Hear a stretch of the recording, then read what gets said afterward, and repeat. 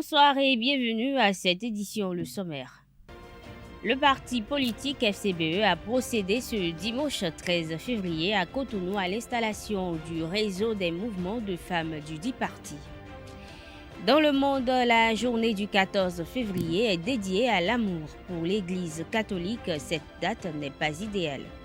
Pour avoir maintenu directives et recommandations de l'ACI World liées à la pandémie de Covid-19, Cotonou Aéroport renouvelle son accréditation AHA ACI 2022. Des précisions dans cette édition.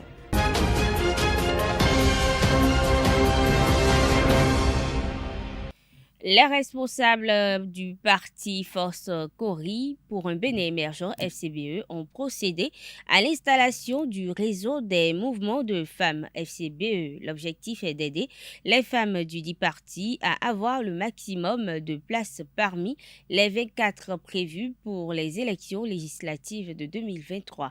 L'événement s'est déroulé à l'hôtel Casa Cielo de Cotonou sous la présence du président d'honneur Alassane Soumanou Djemba et du secrétaire exécutif Paul Rompé, Kanté Amoussou et Francis Fahami pour le reportage. Les femmes FCBE face aux défis des législatives de 2023. Ainsi s'énonce le thème de l'installation du réseau des mouvements de femmes FCBE. Il s'agit d'un événement au cours duquel les femmes du parti Force Cori pour un Bénin émergent FCBE ont réitéré leur engagement vis-à-vis du parti. Nous allons vous parler, évaluer nos forces avant de descendre sur le terrain. Nous nous donnons rendez-vous dans quelques mois à l'heure du bilan. Je voudrais vous rappeler que pour une mission, il faut quelques moyens et tout ira bien. Aujourd'hui, le parti a besoin de vrais combattants. Il s'agit, selon les dirigeants, d'une formation qui se justifie. Eh bien, votre formation se justifie. Nous ne vous mettons pas en place pour 2023. Il faut qu'on vous le dise. Nous vous organisons pour perpétuer FCBE, être de véritables militantes, capables de porter nos idéaux dans le temps. Ce n'est pas seulement pour 2023. Parce que nous devons cesser de composer avec des militants occasionnels. Il faut que FCBE vous habite. Cet événement a également été le lieu de convaincre les militantes du parti Force Cori pour un Bénin émergent FCBE de sa présence dans l'arène politique. À voir ce que les gens ont dit, parce que l'FCBE a été contaminé par les autres partis politiques. J'ai vu que ce n'était pas réel. On ne savait pas que le parti FCBE n'était pas vendu comme on nous l'avait dit. Pour nous, c'est que le parti était vendu, mais à notre arrivée, nous sommes surpris et en même temps contents de voir que le parti n'est pas en fait vendu. Il existe bel et bien. Nous sommes très satisfaits. Il s'agit donc d'une mesure ayant pour objectif la législative de 2023 et bien plus encore. Absent sur la scène politique depuis quelque temps, Paul Rompé, secrétaire exécutif du parti FCBE, sort du silence. Le chef de file de l'opposition parle du supposé débauchage de certains membres de son parti enregistrés ces derniers temps. C'était à l'occasion de l'installation du réseau des mouvements de femmes FCBE, abrité par la salle de conférence de l'hôtel Casa Cielo de Cotonou le samedi 12 février dernier. Il est au micro de Kanté Amoussou et Francis Fahami. Comme je vous le dis, la misère sévit. Et c'est sur ce terreau que certains adversaires vont manipuler nos conseillers. On se dit, ils ont faim. Et si donc on leur propose quelques sous, ils peuvent donc quitter notre barque et donc rejoindre un autre camp. Je crois que madame la coordonnatrice vient de parler. C'est pratiquement de la moquerie que de vouloir profiter de la misère des gens pour les détourner. Il n'y a pas de démission. Vous l'avez dit, il n'y a que le débauchage. Ce qu'on n'amène pas de manière tordue à quitter FCBE, parce que pour certains, ils se voient déjà président du Parlement prochain, de l'Assemblée prochaine, et donc il faut débaucher pour se faire élire et s'assurer de son élection. Non. Aucun conseiller n'est élu ex nihilo. Le maire de Copargo, est-ce qu'il peut se dire être élu à cause rien que des voix de Copargo? S'il n'y a pas les voix de Grand Popo, où nous n'avons pas eu de conseiller, est-ce que nous aurions eu les 10%? C'est une chaîne. Il ne peut pas démissionner. La démission doit d'abord consister à libérer le siège qu'il occupe. Parce que ça, au moins ça appartient à FCBE. Et nous l'avons eu parce qu'on a voté pour nous, les gens ont voté pour nous sur toute l'étendue du territoire. Oui ou non? Oui. Donc, hier, on nous a dit qu'on voit de mauvais œil une quelconque alliance entre FCBE et les blocs. Donc, les conseillers FCBE ne doivent pas être associés à ceux des blocs pour quelconque gouvernance. Oui ou non? Qu'est-ce qui s'est passé entre-temps pour qu'ils deviennent si chers qu'on aille les cotiser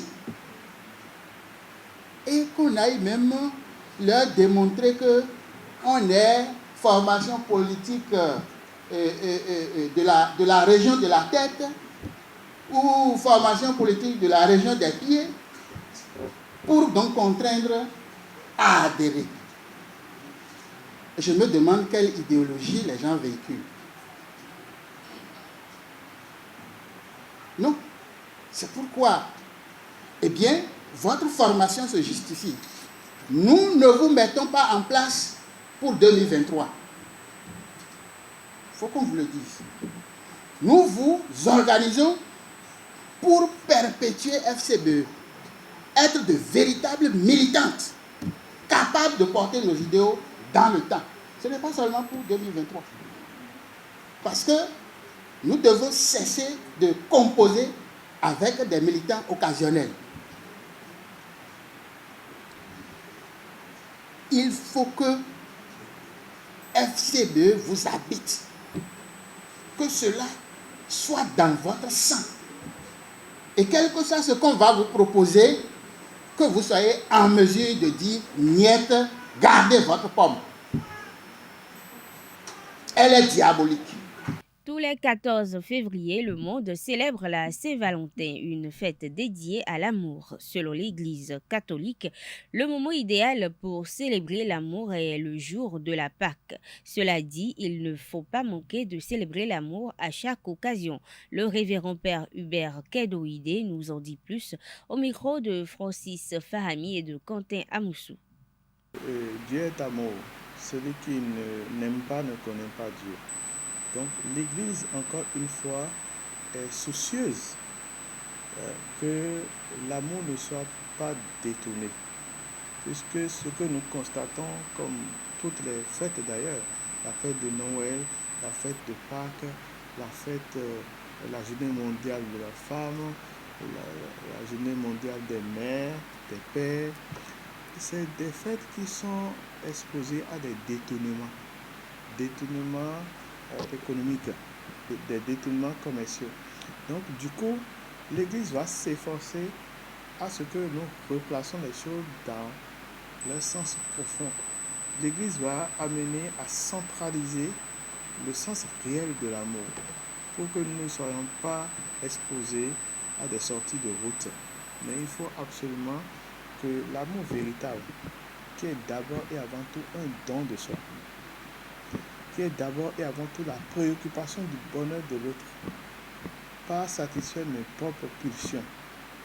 Donc cet amour-là, l'Église veut être militante de cet amour pour que Saint-Valentin ne soit pas simplement le lieu de récréation nuisible, mais plutôt le lieu de renouvellement d'un amour sincère, car la vie n'a de sens que dans la rencontre interpersonnelle. Et cette rencontre, il faudrait que ce soit des rencontres potables, vitales, épanouissantes, accomplissantes.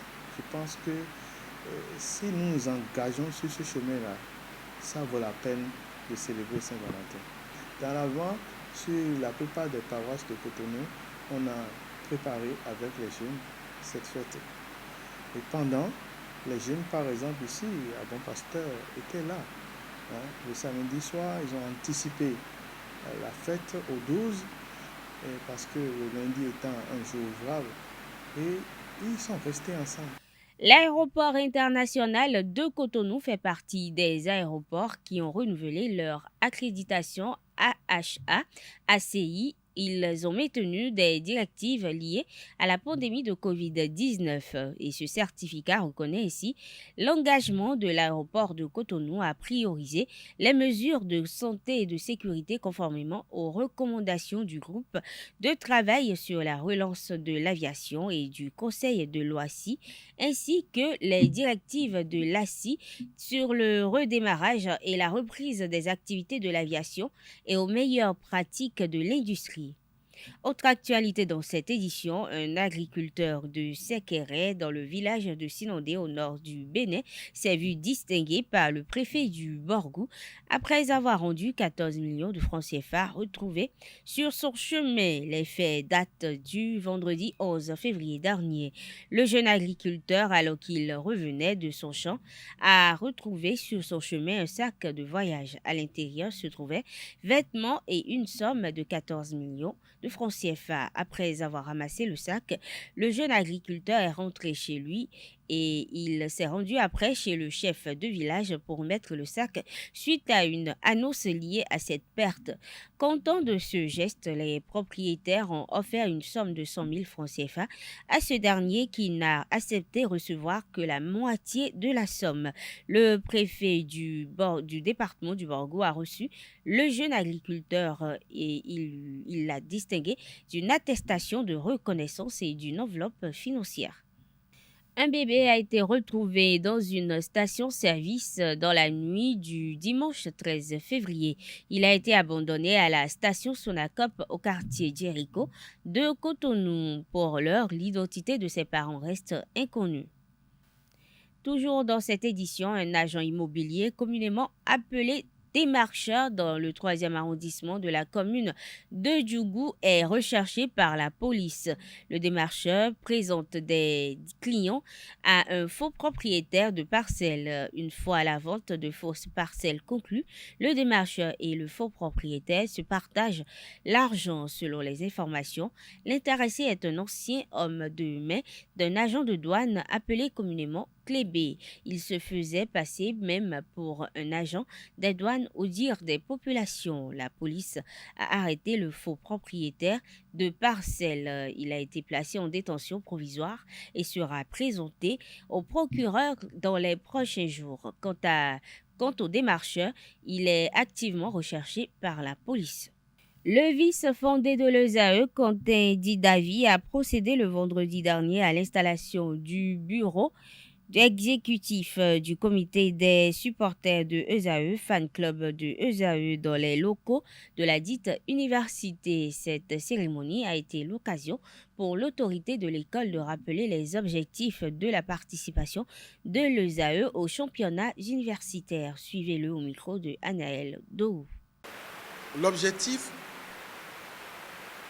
est double. Le premier objectif immédiat, c'est la participation aux championnats universitaires jamais organisés. Ce qui s'organisait s'appelait tournoi. Mais c'est pour la première fois que le ministère et sa direction ont décidé d'organiser le championnat universitaire.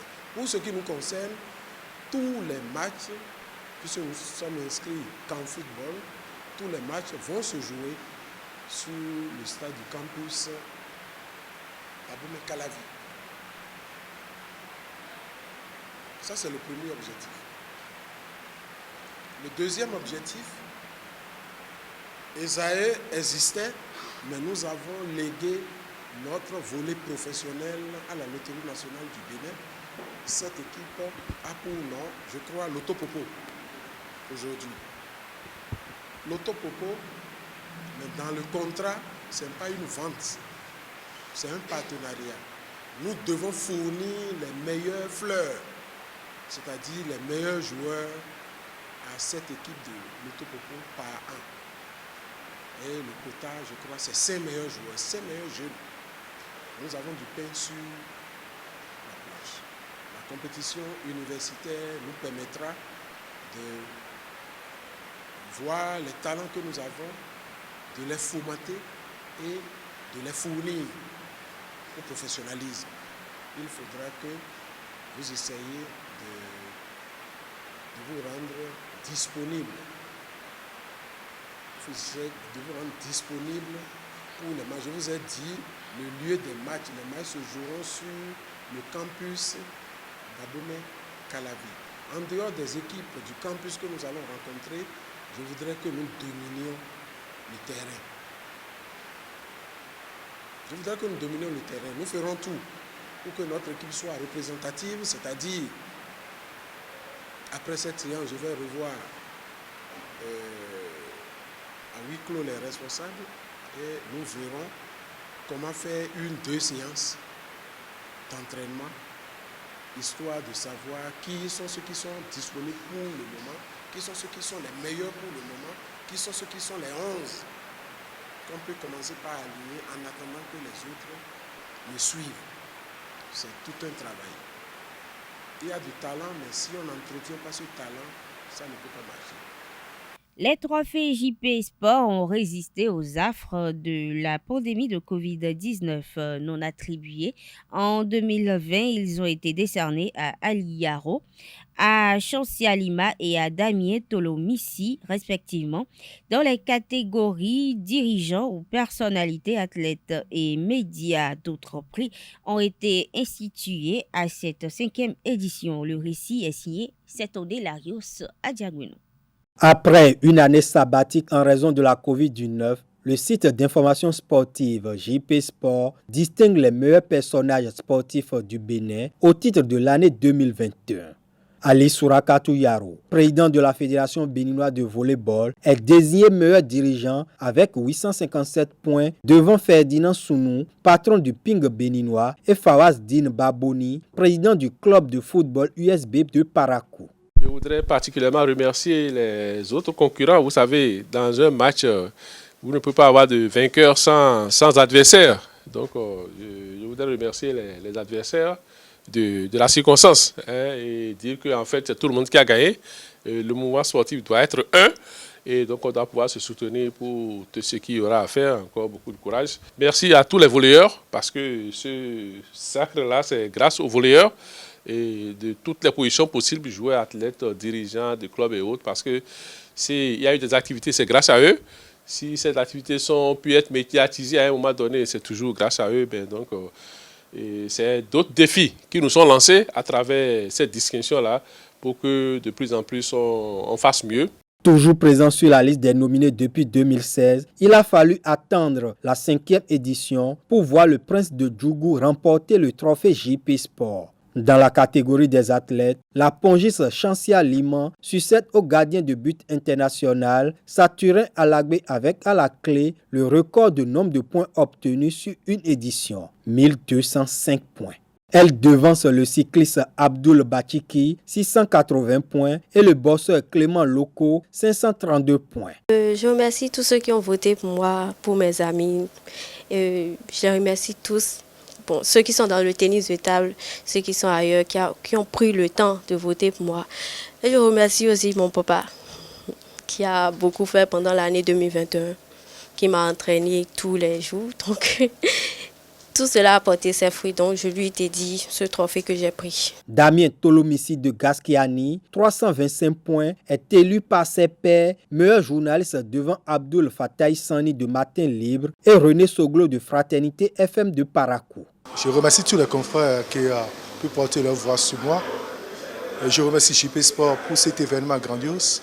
C'est une autre mission, un défi à relever, c'est-à-dire qu'à toujours persévérer, à toujours donner le meilleur de moi-même pour être le bon journaliste, le journaliste investigateur qu'il faut, le journaliste qui donne l'information vraie, le journaliste qui a duré la tâche et le journaliste qui doit toujours faire plaisir à tous les lecteurs et à tous ses confrères. La remise des prix aux lauréats dans les studios de la radio Cap FM le 9 janvier 2022 clôt la saison 2021 des trophées JP Sport meilleur personnage sportif. Très heureux, pourrais-je dire, parce que le chemin a été long et fastidieux pour cette édition. Vous savez, avec la situation qui prévaut avec le Covid, ça n'a pas du tout été facile. Et nous avons dû mettre les bouchées doubles pour pouvoir organiser cette édition. Et je pense qu'aujourd'hui, on peut dire ouf, de soulagement.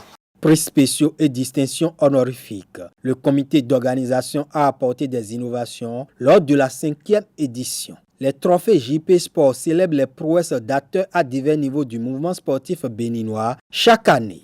Mesdames et messieurs, nous sommes à la fin de cette édition. Merci de votre attention. Excellente soirée à toutes et à tous.